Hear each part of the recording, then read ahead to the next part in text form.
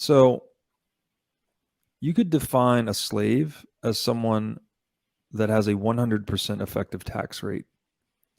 So that would mean that all of the product of their labor, all of the value of their effort and work goes to the taxing authority, right? No matter what value they create for themselves, it goes all to the slave master. That's quantifiably what a slave is, someone with a 100% effective tax rate. On the opposite end of that spectrum, someone with a 0% effective tax rate would be a sovereign, right? And mostly in the world today, when we say that, we refer to sovereign nations. We don't refer to individuals, we refer to institutions. The United States, for instance, doesn't pay tax to anyone, right? They just extract tax.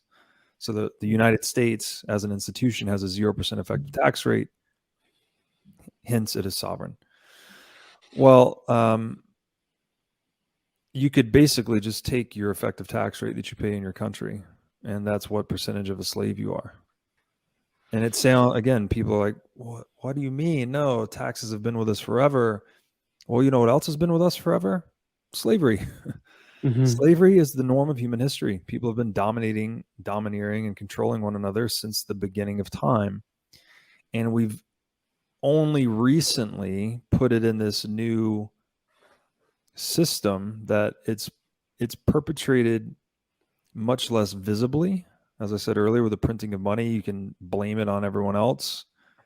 It's hard to trace the consequences of printed money when you don't understand money, which I would argue is why most of the education system is gives you a very poor education in economics, specifically leading people into Keynesian economics, which is a pseudoscience. It's a pseudoscience intended to justify the printing of money. So it's and maybe one more way to look at this, if we just zero in on fractional reserve banking itself, this is another one of those terms that's thrown around, very kind of esoteric and obscure. But what does it actually mean? Well, the purpose of the bank originally was to hold your money, right?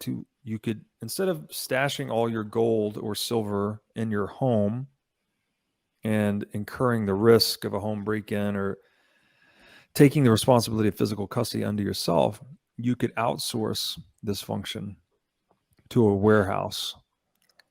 And you could stash your gold with a warehouse. The warehouse would issue receipts to you, paper receipts, that were redeemable for that monetary metal. Well, since metal is expensive to custody and risky to move around, risky to transact in, this was an effective business structure because people could now trade these paper receipts that are redeemable for gold as if they were as good as gold, because indeed they were. The problem, however, with this business is that you now have placed all your trust in the custodian, which is the warehouse, or what we now call the bank. And, you know, it didn't take bankers long to realize that and I shouldn't put all the blame on bankers. I'm not. They're players in the game. It didn't take long for people to realize that there's a honeypot, right? If you can control the bank and you can have the bank issue additional warehouse receipts, so over-issue paper, more paper than they have gold reserves to justify, for instance, that is effectively a source of limitless revenue. So banks originally, when they were private businesses, they didn't overissue paper very often because, again, they're private businesses. So they had shareholders, they had a reputation to uphold. If they overissued paper and there's a run on the bank, well, the bank would collapse, would go bankrupt. All the shareholders would get wiped out. But the problem is governments will intervene, government being the monopoly on violence, and say, hey, you know, bank, issue additional paper, issue us additional loans or guarantees or whatever it may be under the threat of violence or coercion. And so banks were basically a honeypot for governments to afford themselves unlimited revenue or nearly unlimited revenue. And so that's been the problem, right? We've been dealing with a technological limitation in our money, which was gold is physical, heavy, hard to move around. We needed to overcome that technological limitation with a currency, gold-backed currency that made money much more transactable, right? And another way I say this is, gold, if money is a tool for moving value across space and time, gold was really good at holding value across time, not so good at moving it across space. You introduce a gold-backed currency, you now have the ability to move value across space very easily, right? You can move paper much more easily than you can move physical gold. And so long as the peg to gold reserves is maintained, the money also holds value across time. But the issue is that peg. Who do you trust to maintain the peg? And that's been the problem with money throughout all of human history, is we didn't have an instrument that had a fixed or nearly fixed supply that we could move at the speed of, or near the speed of light.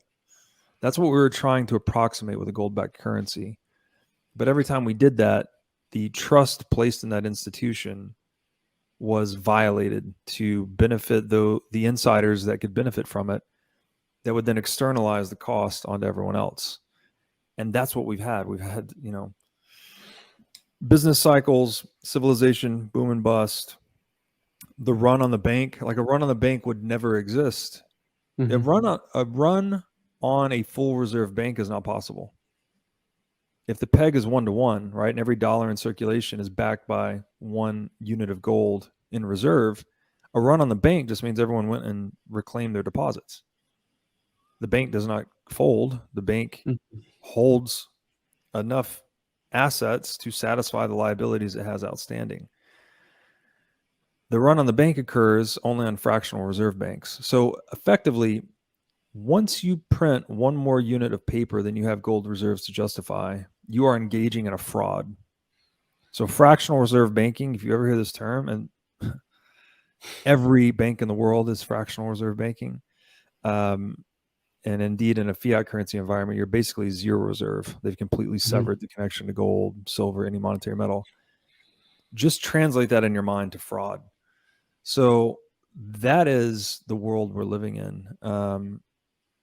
And since 1971, as I said, we've gone to this global fiat currency standard.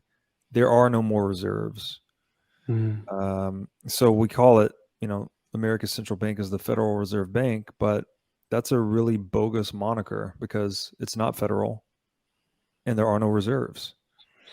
It's just this uncollateralized government debt certificate undergoing a slow motion default while its use is forced on productive members of society. And those members pay the bill on that debt through inflation.